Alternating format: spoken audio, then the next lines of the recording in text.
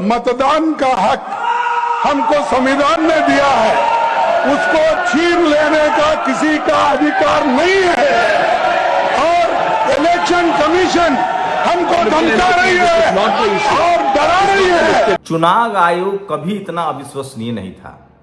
विपक्ष ने चारों तरफ से मोर्चा खोल दिया है। संसद में खड़गे जी का आपने बयान सुना, लोकसभा के सांसद प्रदर्शन कर रहे हैं और बिहार में ये जनसैलाब देखिए जो तस्वीरें आ रही है सामने। राहुल गांधी, तेजस्वी यादव, मुकेश सहनी और उसके बाद CPI-ML के नेता, इन तमाम नेताओं की इस रैली में, पदयात्रा में या यात्रा जो वोट अधिकार यात्रा है उसमें बिहार का समर्थन मिल रहा है। 99% इसमें दलित, पिछड़े, किसान, आदिवासी, अल्पसंख्यकों की भीड़ है। ये सच्चाई है, ये सबसे बड़ी खबर है। तो सोचिए किस तरह से चुनाव आयोग को पूरी तरह से राहुल गांधी की प्रेस कॉन्फ्रेंस ने बेनकाब कर दिया है। और कांग्रेस राष्ट्रीय पार्टी है, उसके पास संसाधन है, लोग हैं, लेकिन सवाल वही है कि जो भीड़ जुट रही है वो दलित पिछड़ों की है। राहुल गांधी को अभी लीड जरूर बिहार में सवर्ण नेता कर रहे हैं, लेकिन जो इसमें भीड़ जुट रही है वो दलित पिछड़ों की है। मैं आपको बकायदा वीडियो में साबित कर दूंगा और मैं लगातार वीडियो बना भी रहा हूं। मुकेश सहनी के समर्थक, RJD के समर्थक जो हैं और दलित पिछड़ा, उनको लगता है कि उनका वोट का अधिकार जो है वो खत्म हो गया है। अभी मैं सरबजीत पासवान बोधगया के विधायक से बात कर रहा था, उन्होंने कहा कि मेरे विधानसभा में 25,000 लोगों का वोट कट गया है। तो सबसे ज्यादा नुकसान पासवान, माझी समाज के लोग, दलित, पिछड़े, किसान, आदिवासी, अल्पसंख्यकों का वोट कट रहा है। लेकिन सोचिए ज्ञानेश कुमार, ये वो शख्स हैं जो अभी प्रमुख चुनाव आयुक्त हैं, मुख्य चुनाव आयुक्त हैं। इनके कल के बयान सोशल मीडिया पर वायरल हैं। लोग इनका मजाक उड़ा रहे हैं, भद्दी भद्दी बातें कह रहे हैं। सोचिए, पहले तो ये पॉलिटिकल पार्टी की तरह मतदाता के साथ हैं, ये बयान लेकर आ गए। सच्चाई है कि चुनाव आयोग को संविधान के साथ होना चाहिए, मतदाता का नाम कट रहा है। अब सोचिए बिहार में नया खेल क्या चल रहा है। अभी 65 लाख लोग का वोट कटा है, 1 महीने का रिवीजन का टाइम है, इसके बाद सुनवाई नहीं होगी। अब भी कहा जा रहा है कि लगभग 1 करोड़ आंकड़ा पहुंच सकता है, क्योंकि जो लोग बाहर हैं, जो यहाँ नहीं हैं, जिनके पास डॉक्यूमेंट्स नहीं हैं, उन सब का नाम काट दिया जाएगा। तो खासकर असली खेल जो है वो अगस्त खत्म होने के बाद होगा और उसके बाद कोई सुनवाई नहीं, कोई फॉर्म नहीं भर सकते हैं, ना आपको कोई मौका नहीं मिलेगा। तो ये बड़ा खेल चल रहा है। 2 तरह के खेल हुए थे। सोचिए, महाराष्ट्र में नए वोटर बढ़े 1 करोड़, हरियाणा में भी वोटर बढ़े, मध्य प्रदेश में भी वोटर बढ़े, लेकिन इसको लेकर पार्टियां सचेत हो गई थी कि आखिर इतना वोटर बढ़ क्यों रहा है। लोग वोटर लिस्ट पर नाम टिकाए हुए थे। तो चुनाव आयोग ने नया खेल किया। उन्होंने कहा कि ये बढ़ता हुआ जो वोट दिख रहा है उसको मिनिमाइज कैसे किया जाए। तो वोटर तो बढ़ रहे हैं बिहार में भी, लेकिन वोटर काटे भी जा रहे हैं, मतलब उसको पैरेलल रखना है। तो विपक्षी दल डाल है तो चुनाव आयोग पात है। और जिस तरह से चुनाव आयोग बैटिंग कर रहा है, जिस तरह से वो बयानबाजी कर रहे हैं, जिस तरह की प्रेस कॉन्फ्रेंस की है, उससे तो साफ लगता है कि उनकी नीयत में खोट है। अब समझिए, वो कह रहे हैं कि CCTV फुटेज नहीं दिया जा सकता है। क्या महिलाओं का फुटेज देना सही रहेगा? अब आप समझिए कि CCTV फुटेज महिलाओं को क्यों नहीं दिया जा सकता है। क्या महिलाएं वहाँ कपड़े पहनकर नहीं जाती हैं? क्या वो चेंजिंग रूम है?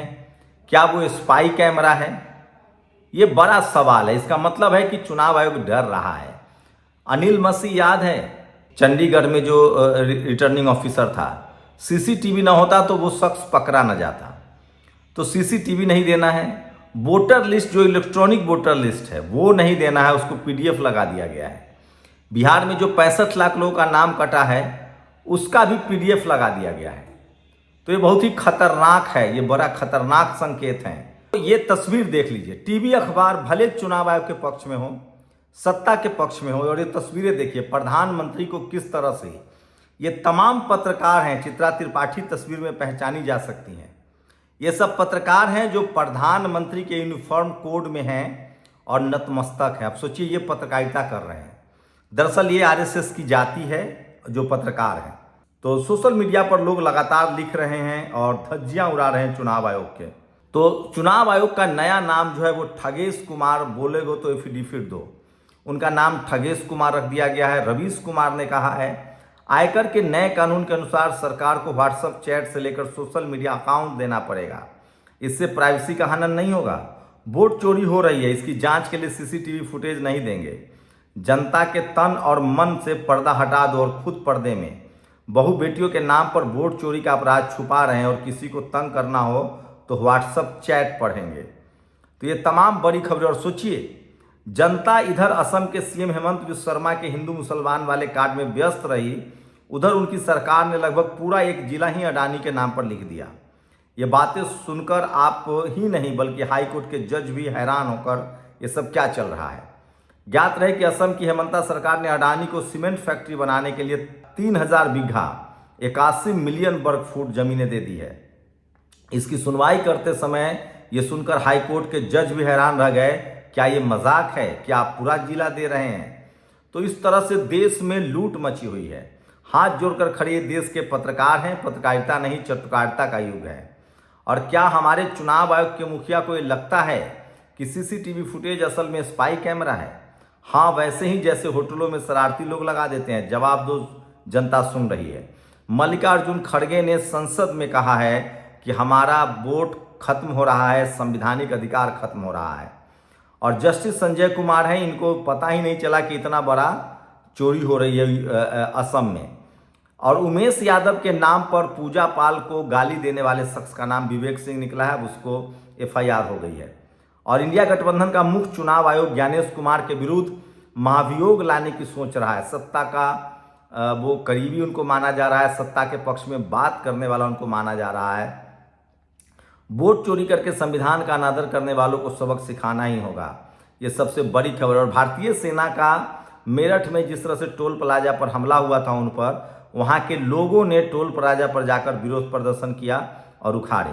और आईएएस पर उत्पीड़न का आरोप लगाने वाली गाजियाबाद की राज्य कर अधिकारी सस्पेंड, रिश्वत लेने की शिकायत पर एक्शन। तो सोचिए, आईएएस पर उत्पीड़न का आरोप लगाया, अब उनको ही सस्पेंड कर दिया गया है। और ये सीसीटीवी फुटेज के कुछ दृश्य हैं। उम्मीद है चुनाव आयोग देखकर समझ गया होगा कि सीसीटीवी क्यों जरूरी है। अनिल जय हिंद ने लिखा, इनके माता पिता का क्या अरमान रहे होंगे जब इनका नाम ज्ञानेश रखा था, लेकिन ये नालायक तो क्या ही बन गए। इसका उचित नाम क्या होना चाहिए। तो ज्ञानेश कुमार सबसे ज़्यादा ट्रोल हो रहे हैं। ज्ञानेश कुमार, इतना बड़ा झूठ आप कैसे बोल सकते हैं? चुनाव आयोग का नाम झूठेश आयोग नाम पड़ जाएगा। और हमारा हक हमारा वोट, बंद करो ये लूट खसोट। अखिलेश यादव लगातार पॉलिटिकल हमला चुनावी अंदाज में करते हैं, कविताई अंदाज में करते हैं। और ये सारे तस्वीरें देखिए, चुनाव आयोग को चौतरफा घेरने की कोशिश हो रही है।